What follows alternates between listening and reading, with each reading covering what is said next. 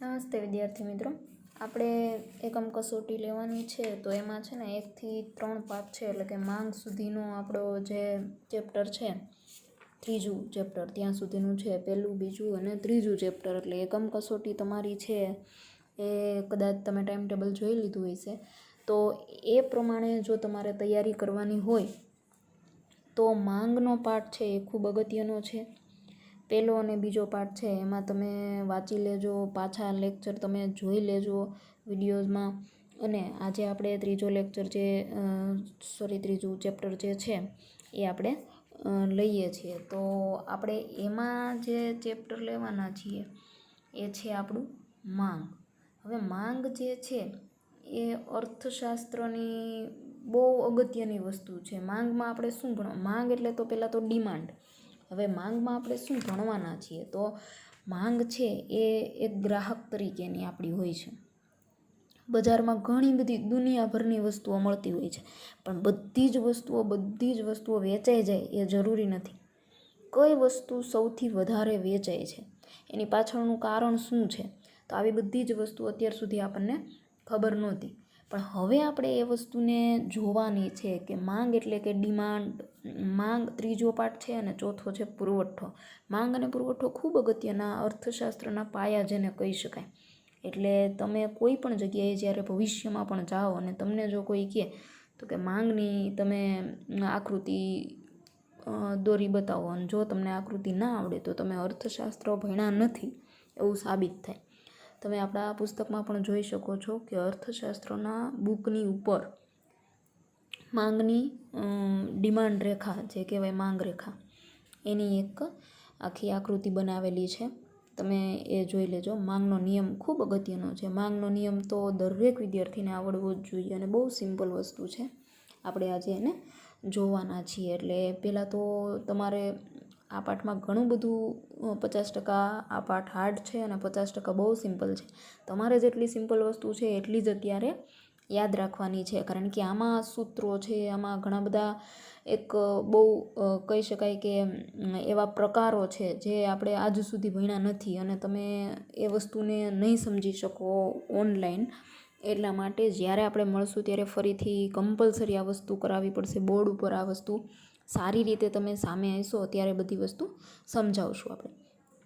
પણ જ્યાં સુધી હું તમને કહું કે આ વસ્તુનો, માનો કે દાખલા તરીકે માંગનો નિયમ છે, તો એ નિયમ ખૂબ અગત્યનો છે. માંગની વ્યાખ્યા ખૂબ અગત્યની છે. એના પરિબળો ખૂબ ખાસ અગત્યના છે, માંગના પરિબળો. એટલે આ બધી જ વસ્તુઓ છે એ તમારે જે થિયરિકલ છે એ પાકી કરી જ લેવાની છે, કારણ કે એકમ કસોટીમાં આવી બધી વસ્તુ આવશે. એટલા માટે તમારે માંગનો નિયમ, એની ધારણા, એની નિયમની સમજૂતી, આવી બધી વસ્તુ, માંગના નિયમના અપવાદો, આ બધી જ વસ્તુ તમારે વાંચી લેવાની છે. બહુ વ્યવસ્થિત રીતે સમજી લેવાની છે. એના પોઈન્ટ ટુ પોઈન્ટ યાદ રાખી લેવાની છે. બાકી જે સૂત્ર મુજબ છે, જે સૂત્ર છે, ઘણા બધી આકૃતિઓ આવે છે, એ બધી વસ્તુઓ તમે કદાચ અત્યારે નહીં યાદ રાખો તો ચાલશે, કારણ કે 25 માર્કનું આઈ થિંક લગભગ પેપર 25 માર્કનું છે, તો બધું જ માંગમાંથી નહીં પૂછાય. એટલા માટે તમે જે થિયરિકલ બાબત છે એના ઉપર ભાર અત્યારે આપજો. તો આપણે માંગની વાત કરીએ કે અર્થશાસ્ત્રનો મૂળભૂત ખ્યાલ છે અને સૌથી અગત્યની બાબત છે તો એ છે માંગ અને પુરવઠો. અર્થશાસ્ત્રની જે વિષય જે છે ને એમાં માંગ અને પુરવઠો બહુ અગત્યની વસ્તુ છે. વ્યક્તિ અર્થશાસ્ત્રીય તો જ સમજી શકે જો માંગ અને પુરવઠા વિશે એના જ્ઞાન હોય તો. એટલે આપણે ખાસ એ વસ્તુ જોવાની છે કે માંગનો અર્થ. હવે માંગનો અર્થ જે છે એ એક માર્કમાં અલગથી એની વ્યાખ્યા પણ પૂછાઈ શકે કે કોઈ પણ ચોક્કસ સમયે કોઈ પણ કિંમતે ગ્રાહકની વસ્તુ ખરીદવાની ઈચ્છા, શક્તિ અને તૈયારી જે છે એને શું કહેવાય છે? માંગ. ખાસ યાદ રાખજો વિદ્યાર્થી મિત્રો, કોઈ એક ચોક્કસ સમય, કોઈ એક ચોક્કસ કિંમતે ગ્રાહકની વસ્તુ ખરીદવાની ઈચ્છા, શક્તિ અને તૈયારી, આ 3 વસ્તુ તમારે યાદ રાખવાની. ઈચ્છા, શક્તિ અને તૈયારી, એને કહેવાય છે વસ્તુની માંગ. કારણ કે તમે જ્યારે બજારમાં જાઓ છો ત્યારે તમારી જો ઈચ્છા ના હોય તો તમે એ વસ્તુ ખરીદતા નથી. ભલે તમારી પાસે પૈસા છે પણ ઈચ્છા નથી. પછી અમુક વખતે એવું બને કે તમારી ઈચ્છા બહુ હોય, કોઈક સારી વસ્તુ તમે જોઈ જાઓ છો તો તમને ગમે છે કે મારે આ વસ્તુ લેવી જ છે, પણ ત્યારે તમારી શક્તિ એટલે કે પૈસા નથી તમારી પાસે, એટલે આ પણ જરૂરી છે. ઈચ્છા અને શક્તિ બંને હોવા જોઈએ. ત્રીજી વસ્તુ છે તૈયારી. તમારી ઈચ્છા છે, તમારી પાસે પૈસા છે, પણ તમે એ વસ્તુ લેવા માટે સક્ષમ છો, તમે એ વસ્તુ ખરીદવાની તૈયારી બતાવો છો. આ વસ્તુ પણ ખૂબ અગત્યની છે. અને આ બધી જ વસ્તુ, 5 વસ્તુ જ્યારે ભેગી થાય ને ત્યારે 5 જેના કારણો કહેવાય, 5 પરિબળો જ્યારે ભેગા થાય ત્યારે આપણે બજારમાં માંગ સર્જાય છે. એટલે ખાસ આ વસ્તુ યાદ રાખજો કે કોઈ પણ એક ચોક્કસ સમયે કિંમતે ગ્રાહકની વસ્તુ ખરીદવાની ઈચ્છા, શક્તિ અને તૈયારી વસ્તુની માંગ કહેવાય છે. હવે વસ્તુની માંગ, સમય, કિંમત, વસ્તુ ખરીદવાની ઈચ્છા, શક્તિ અને તૈયારી, આમ 5 પરિબળો જ્યારે સર્જન પામે ત્યારે આ 5 વસ્તુથી આપણે માંગ એટલે કે બજારમાંથી વસ્તુ ખરીદી અને ઘરે લાવીએ છીએ. જ્યારે કોઈ ચોક્કસ સમયે કિંમતે અને સમય બંને અગત્યનો છે. કારણ કે જો તમારે ફટાકડા ફોડવા જ પણ હવે દિવાળી જતી રહી છે અથવા તો કોઈના મેરેજ નથી તો તમે ફટાકડા એમને ના, એટલે ચોક્કસ સમય પણ એનો હોવો જોઈએ પ્રોપર. વરસાદ ન આવતો હોય ત્યારે તમે છત્રીની માંગ કરી ના શકો. એટલે ચોક્કસ સમયે અને ચોક્કસ કિંમતે, ગમે એટલી ઇમરજન્સી હોય એટલે કાંઈ આપણે એટલા બધા પૈસા એને ના આપી દઈએ એમ. એટલે ચોક્કસ સમય અને ચોક્કસ કિંમતે ગ્રાહક જે વસ્તુ ખરીદવાની ઈચ્છા, શક્તિ અને તૈયારી, નાણાં ખર્ચવાની તૈયારી હોવી જોઈએ. ખીચામાં પૈસા છે પણ ઘણાનો એટલો ઉદાર જીવ ના હોય અથવા તો એ ખર્ચી ના શકે, તો એ તૈયારી પણ હોવી જોઈએ. ત્યારે માંગ છે એ બજારમાં સર્જાતી હોય છે. વસ્તુની માંગને અસર કરતા પરિબળો, ખાસ અગત્યની વસ્તુ છે વિદ્યાર્થી મિત્રો. વસ્તુની માંગને અસર કરતા પરિબળો જે છે એમાં મુખ્યત્વે 2 પરિબળ છે. કેટલા? 2. વસ્તુની કિંમત અને બીજું વસ્તુની કિંમત સિવાયના પરિબળો એટલે કારણો. વસ્તુની માંગને અસર કરતા કારણો કેટલા છે? 2 છે. એક કિંમત અને બીજું કિંમત સિવાયના. તો હવે વસ્તુની કિંમત ખાસ અગત્યની વસ્તુ, કારણ કે આપણે બજારમાં જઈએ અને તમે કોઈ પણ વસ્તુ લેવાના છો તો એ વસ્તુની પહેલાં તો શું કરશો તમે? પ્રાઇસ એટલે કે કિંમત એને પૂછવાની આપણે. તો કિંમત જે છે ખૂબ અગત્યની વસ્તુ છે. વસ્તુની માંગ પર સૌથી અસર કરનારું આ પરિબળ છે. વસ્તુની કિંમત છે એ વસ્તુની જો કિંમત ઘટે છે અથવા તો વસ્તુ સસ્તી બને છે અથવા તો વસ્તુની માંગનું વિસ્તરણ થાય છે. વિસ્તરણ એટલે ખૂબ વધારો કરવો અને સંકોચન એટલે ખૂબ જ કહેવાય ને કે ખૂબ વસ્તુ જે છે એ મોંઘી બને. વિસ્તરણ એટલે ખૂબ વસ્તુનું વધારો થાય. બજારમાં વિસ્તરણ એટલે ખૂબ વધારો થવો અને સંકોચન એટલે બહુ ઘટાડો થવો. 2 ઓપોઝિટ વર્ડ છે. એટલે વસ્તુની માંગનું વિસ્તરણ થાય છે. જ્યારે વસ્તુની કિંમત વધે છે ત્યારે વસ્તુ કેવી બને છે? સસ્તી બને છે. વસ્તુની કિંમત ઘટે, આ વસ્તુ તમે અર્થશાસ્ત્ર ન ભણ્યા હોય અથવા તો તમે કોઈ પણ જગ્યાએ કશું પણ ના ભણ્યા હોય તો આટલી આપણને ખબર પડે કે જ્યારે વસ્તુની કિંમત ઓછી હોય તો એનું વેચાણ કેવું થાય? વધારે થાય. અને વસ્તુની કિંમત જ્યારે વધારે હોય તો એ વસ્તુ કેવી બને છે? બહુ ઓછી વેચાય છે. એટલે કે કિંમત ઘટે છે એટલે વસ્તુ સસ્તી બને છે. કિંમત વધે છે એટલે વસ્તુ મોંઘી બને છે. અત્યારે સોનાનો ભાવ છે એ ખૂબ ઓછો છે, એટલે ઊંચો છે, એટલે વસ્તુની કિંમત કેવી થઈ છે? ખૂબ વધારે છે. એટલે એ વસ્તુનું જે વેચાણ છે એ કેવું થઈ જાય છે? ઘટી જાય છે. એટલે વસ્તુની કિંમત અને વસ્તુની માંગ ઉપર સૌથી વધુ અસર કરનારું જો પરિબળ હોય તો એ છે કિંમત, એટલે કે વસ્તુની કિંમત. હવે કિંમત સિવાયના પણ અમુક પરિબળો હોય. એવું નથી કે સસ્તી વસ્તુ છે તો બજારમાં એ વસ્તુ બહુ જ વેચાતી હોય એમ. કિંમત 5 રૂપિયાની વસ્તુ છે તો એ તે માણસ નથી લેતો. શું કામ? કારણ કે એને જરૂરી નથી. એવું નથી કે સસ્તી વસ્તુ છે એટલે બજારમાં માણસ એને ખરીદવા જાય જ છે, એવું નથી. એટલે વસ્તુની કિંમત એ પહેલું કારણ છે અને વસ્તુની કિંમત સિવાયના પણ અન્ય કારણો છે. જેમાં પહેલું આપણે જોઈએ તો કે વ્યક્તિની અભિરુચિ અને પસંદગી. વ્યક્તિની અભિરુચિ અને પસંદગી. હવે વ્યક્તિની અભિરુચિ એટલે શું? અભિરુચિ એટલે તમારો ઇન્ટરેસ્ટ. કોઈ પણ વ્યક્તિની જ્યારે કોઈ પણ વસ્તુમાં જેને ઇન્ટરેસ્ટ હોય ને તો એ વસ્તુ વેચાય છે. અને પસંદગી, આપણી ચોઈસ, એ વસ્તુ બીજાને ના ગમતી હોય પણ આપણને પસંદ છે એટલે આપણે લઈએ છીએ. એટલે વસ્તુની કિંમત સિવાયના આ 2 કારણો છે. ગ્રાહકરૂપ વ્યક્તિની અભિરુચિ અને પસંદગી વસ્તુની કિંમત ઉપર ખૂબ અસર આ વસ્તુ પાડે છે. વ્યક્તિનો ગમો અણગમો, શોખ, પસંદગી વસ્તુની માંગમાં ફેરફાર લાવી શકે છે. જેથી આપણે કહી શકીએ છીએ કે નાની ઉંમરના જે લોકો છે એને વાંચવાનો શોખ હોય તો મોટી ઉંમરે એ વસ્તુ બદલાઈ જાય છે. ટૂંકમાં તમારો શોખ છે એ નાનપણમાં છે એવો ને એવો લાઈફ ટાઈમ એકનો એક શોખ હોતો નથી. આપણે જ્યારે નાના હતા ત્યારે ઘણા બધા શોખ એવા હતા કે અત્યારે આપણને નથી ગમતા, અથવા તો અત્યારે આપણે એ વસ્તુને ભૂલી ગયા છીએ. એટલે સમય પ્રમાણે આપણા શોખ પણ બદલાતા હોય છે, એટલે સમય પ્રમાણે આપણી પસંદગી પણ બદલાતી હોય છે, અને સમય પ્રમાણે એ વસ્તુ ખરીદવાની આપણી ચોઈસ પણ છે એ બદલાતી હોય છે. એટલે વ્યક્તિની અભિરુચિ અને પસંદગી બદલાતી રહે છે. વ્યક્તિની આવક મેઇન વસ્તુ આ, તમારી પાસે પૈસા જ નથી તો તમારા શોખ, તમારી પસંદગી કે પછી વસ્તુની કિંમત, આ બધું વસ્તુ ગૌણ છે. વ્યક્તિની આવક વસ્તુની માંગ વચ્ચે સીધો સંબંધ છે. જો આ બધી વસ્તુ જ્યારે આપણે ઇન ફ્યુચર લાઈવ ક્લાસ જ્યારે ભણતા હઈશું ત્યારે આ વસ્તુ હું તમને ડ્રો કરીને અથવા તો આપણે બોર્ડ દ્વારા જ સમજશું. બહુ પાઠ અગત્યનો છે અને બહુ મજા આવે એવો પાઠ છે. એટલે વ્યક્તિની આવક જે છે એ માંગ અને આવક વચ્ચે સીધો સંબંધ છે. શું કામ સીધો સંબંધ? કારણ કે આવક આવશે તો જ વસ્તુની માંગ બજારમાં. વ્યક્તિની ઈચ્છા છે, હવે તમારી દાખલા તરીકે કોઈ મોબાઈલ લેવાની ઈચ્છા હોય તો તમારી પાસે પૈસા નથી એટલે તમે એ વસ્તુ વિચારતા નથી, પણ જો પૈસા આવે એટલે તમે ડાયરેક્ટ મોબાઈલની માંગ કરશો, ડિમાન્ડ કરશો. એટલે સીધો સંબંધ છે. એટલે કે વ્યક્તિની આવક વધે છે, વ્યક્તિ વસ્તુ ખરીદવાની શક્તિ વધારે છે, વસ્તુની માંગ પણ વધે છે. વ્યક્તિની આવક ઘટે છે, વસ્તુની ખરીદી ઘટે છે અને વસ્તુની માંગ પણ ઘટે છે. એટલે વિદ્યાર્થી મિત્રો, ખૂબ અગત્યની વસ્તુ છે વ્યક્તિની આવક. ત્યાર પછી સંબંધિત વસ્તુઓની કિંમત. હવે સંબંધિત વસ્તુઓની કિંમત જે છે, એટલે સંબંધિત એટલે એકબીજાને રિલેટેડ. એટલે સામાન્ય રીતે વસ્તુ જે છે એ બે પ્રકારની હોય છે, એટલે કે અવેજી વસ્તુ હોય છે ને પૂરક હોય. અવેજી વસ્તુ અને પૂરક વસ્તુ. અવેજી વસ્તુ એટલે એકના બદલામાં, અને પૂરક વસ્તુ એટલે એકની સાથે. હમણાં તમને હું સમજાવું. અવેજી વસ્તુની કિંમત એટલે કે એક વસ્તુના સ્થાને બીજી વસ્તુ. જરૂરિયાત સંતોષવા માટે આપણે જે એક વસ્તુના બદલે બીજી વસ્તુ વાપરી શકીએ. દાખલા તરીકે કોઈ પણ કંપનીના ટીવી, બાઇક, ફ્રીજ વગેરે.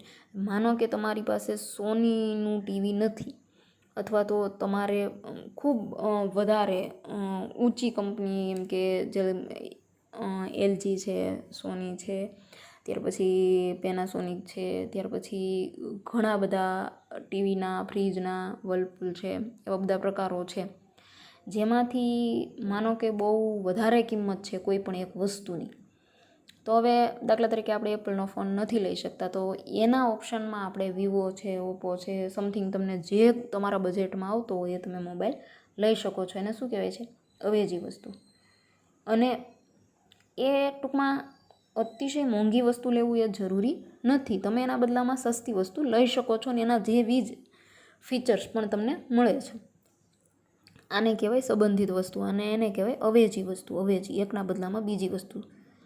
એટલે એની મૂળ કિંમત જે છે, એપલનો ફોન છે એ બહુ મોંઘો આવતો હોય છે, આઈફોન.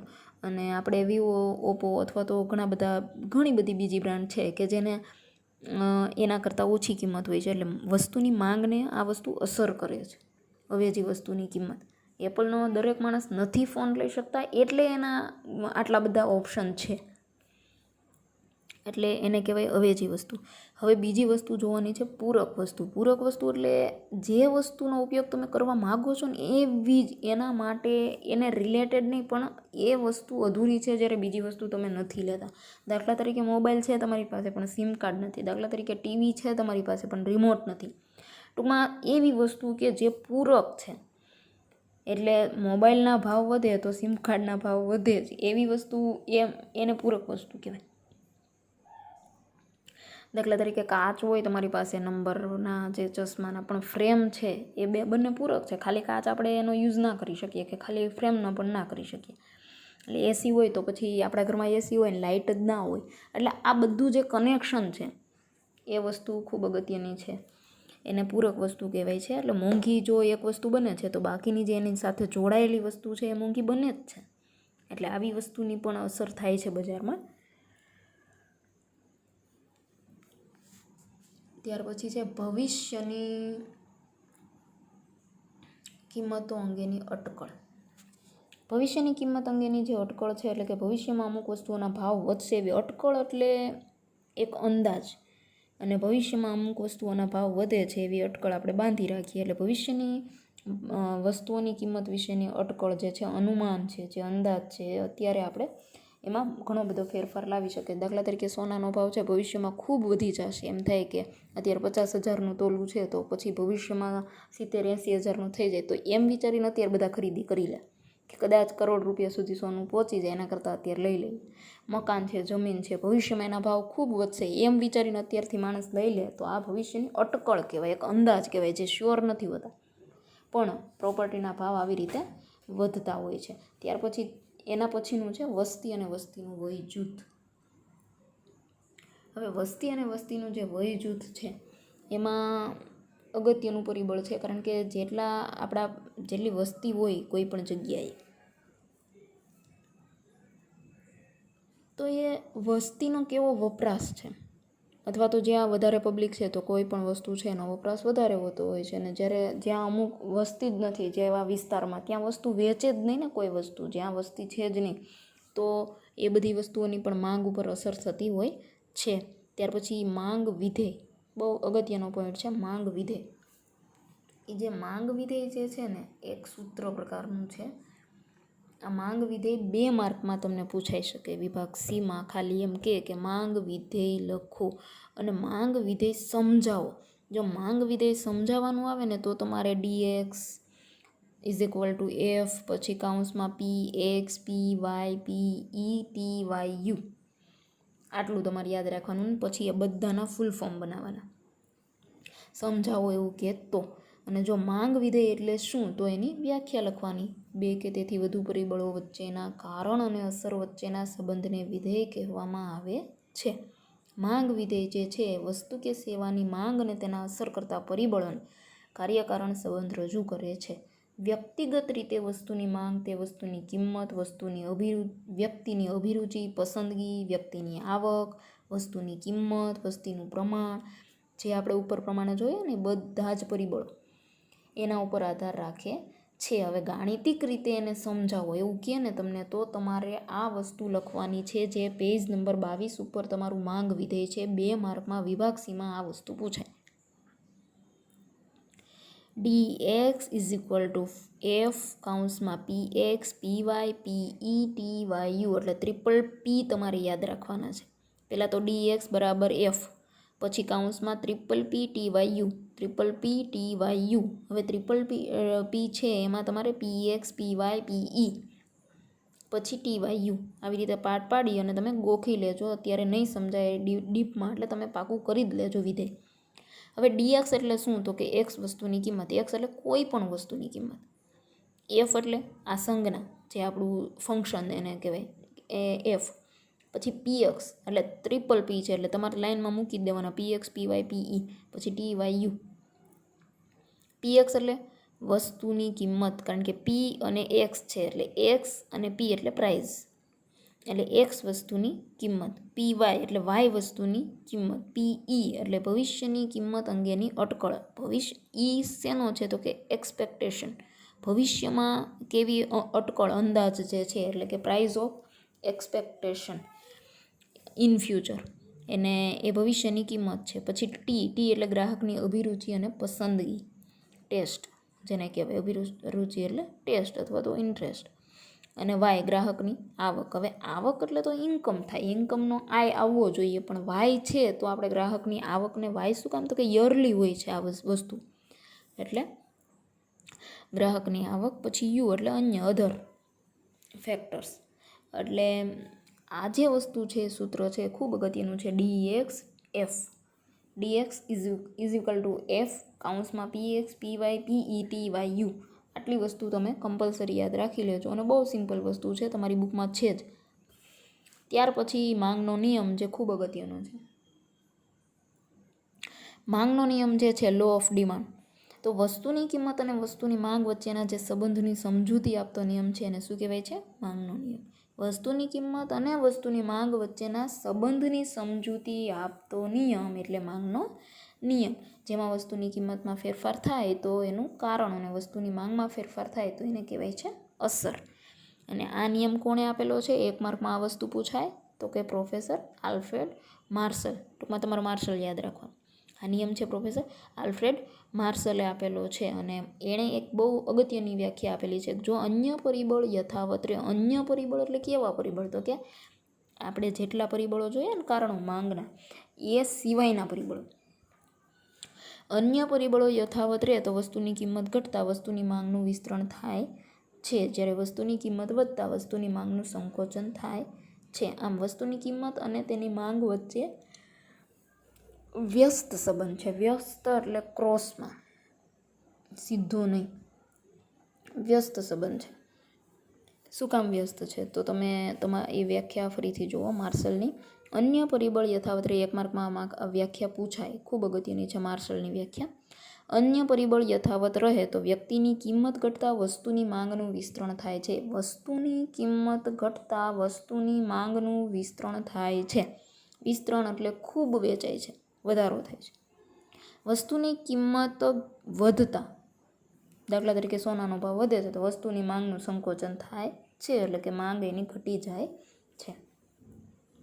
એટલે બંને વચ્ચે ક્રોસમાં એટલે કે વ્યસ્ત સંબંધ છે. હવે શું કામે એની ધારણા, અનુમાન, વસ્તુની કિંમત અને વસ્તુની માંગ વચ્ચે વ્યસ્ત સંબંધ ધરાવતો નિયમ કેટલીક ધારણાઓ ઉપર રચવામાં આવે છે. તો પહેલું એનું કારણ છે ધારણા છે. ગ્રાહકોની અભિરુચિ અને પસંદગી સ્થિર રહે છે. આવું અનુમાન લગાવવામાં આવે છે, આવું બનતું નથી રિયલ લાઈફમાં. ગ્રાહકોની અભિરુચિ અને પસંદગી સ્થિર રહે છે. ક્યારેય ગ્રાહકની અભિરુચિ અને પસંદગી સ્થિર રહેતી નથી. ગ્રાહકોની આવક સ્થિર રહે છે, આવું પણ બનતું નથી. આ એક ધારણા છે, અનુમાન લગાવવામાં આવે છે. અવેજી અને પૂરક વસ્તુની કિંમત સ્થિર રહે છે. ભવિષ્યની કિંમતો અંગેના અનુમાનો કરવામાં આવતા નથી. વસ્તીનું પ્રમાણ પણ સ્થિર રહે છે, જે શક્ય જ નથી. આ બધી વસ્તુઓ માત્ર ધારણાઓ છે. આ છે માંગનો નિયમ. વિદ્યાર્થી મિત્રો, ખાસ અગત્યની બાબત છે આ, બહુ વ્યવસ્થિત રીતે તમે વાંચી લેજો. માંગનો નિયમ, લો ઓફ ડિમાન્ડ બહુ અગત્યનું છે. માંગનો વિધેય ખૂબ અગત્યની વસ્તુ છે. 2 માર્કમાં એ છે, માંગનો નિયમ છે. એ પણ 1 માર્કમાં માર્શલની વ્યાખ્યા તરીકે પૂછાય. માંગ વિધેય છે વિભાગ સીમાં, આખું જે સૂત્ર પ્રમાણે છે એનું આખું ફૂલ ફોર્મ એ પણ તમારે પાકું કરી લેવાનું છે. અને માંગના પરિબળો ખાસ એટલે ખાસ અગત્યના છે. માંગના પરિબળો અને રોકડા માર્ક આવી શકે એવા પોઈન્ટ તમે પણ યાદ રાખી શકો છો. કિંમત અને કિંમત સિવાયના પરિબળો છે. હવે આપણે જોવાનું છે માંગના નિયમની સમજૂતી. હવે જે તમારી બુકમાં માંગનો નિયમ જે છે ને એની સમજૂતી આપવામાં આવેલી છે. તો જે આ પેજ ઉપર જે 23મા પેજ ઉપર જે ઉપરનું કોષ્ટક જે છે ને કે 1 લીટર દૂધની કિંમત રૂપિયામાં, દૂધની માંગ લીટરમાં, એ વસ્તુ આ માંગના નિયમની આકૃતિ છે, તમે જોઈ શકો છો. આ ખાસ અગત્યની વસ્તુ છે માંગના નિયમની આકૃતિ. જ્યાં સુધી તમને આ માંગનો નિયમ, જો આ આકૃતિમાં તમે જોઈ શકો છો કશું છે નહીં, OX ધરી છે, OY ધરી છે અને ઉપરથી આડી સીધી ડીડી એટલે કે ડિમાન્ડ રેખા દોરેલી છે. હવે તમારે ક્યારેય આકૃતિ અર્થશાસ્ત્રમાં એમને નથી દોરવાની, જ્યાં તમને એક્ઝામમાં પણ આવું કોષ્ટક આપેલું હશે. હવે 1 લીટર દૂધની કિંમત રૂપિયામાં છે અને દૂધની માંગ બજારમાં કેટલી છે. જો 50 રૂપિયા દૂધની કિંમત હતી તો માંગ કેવી થઈ, તો કે 1 જ લીટર વેચાણ. હવે દૂધમાં 10 રૂપિયા ઘટી ગયા એટલે કે 40 રૂપિયા ભાવ થઈ ગયો, તો માંગ કેવી થઈ, વધી ગઈ. જો આખા કોષ્ટકમાં દૂધનો ભાવ છે એ ઘટતો જાય છે અને માંગ છે એ કેવી થાય છે, વધતી જાય છે. 30 રૂપિયા દૂધની કિંમત થઈ ગઈ 1 લીટરના, તો માંગ કેવી થઈ, 3 લીટરની. 20 રૂપિયા થઈ ગયો તો માંગ વધી ગઈ 4. અને 10 રૂપિયા છેલ્લે બહુ ઘટી ગયો ભાવ દૂધનો, તો દૂધનો એ માંગ કેવી થઈ ગઈ, 5 લીટર. હવે તમારે એ જ વસ્તુ દર્શાવવાની છે. OY ધરી ઉપર તમારે દૂધની કિંમત દર્શાવી દેવાની, 10, 20, 30, 40, 50, 60 એમ સ્કેલમાં પ્લે. અને પછી દૂધની માંગ જે છે એ લીટરમાં દર્શાવવાની છે. એટલે કેટલા છે, તો કે 1 થી 5 સુધીના. હવે તમે વિચારો કે 50 રૂપિયા હતા ત્યારે માંગ કેવી હતી, 1 લીટર, એટલે 50થી તો 1, અને એનું જે સેન્ટર પોઈન્ટ આવે છે અહીંયા, તો એ છે A. એટલે એવી રીતે તમારે 40થી 2, 30થી 3, 20થી 4 અને 10થી 5, એવી રીતે A, B, C, D અને E પોઈન્ટ આવશે, બિંદુઓ બધા. એટલે એને E બની જશે તમારી, એને જોડી દો એટલે માંગ રેખા, ડીડી રેખા. તો આવી રીતે તમે બહુ સિમ્પલ વસ્તુ છે માંગનો નિયમ. એટલે આ તમે આકૃતિમાં જોઈ શકો છો, બરાબર.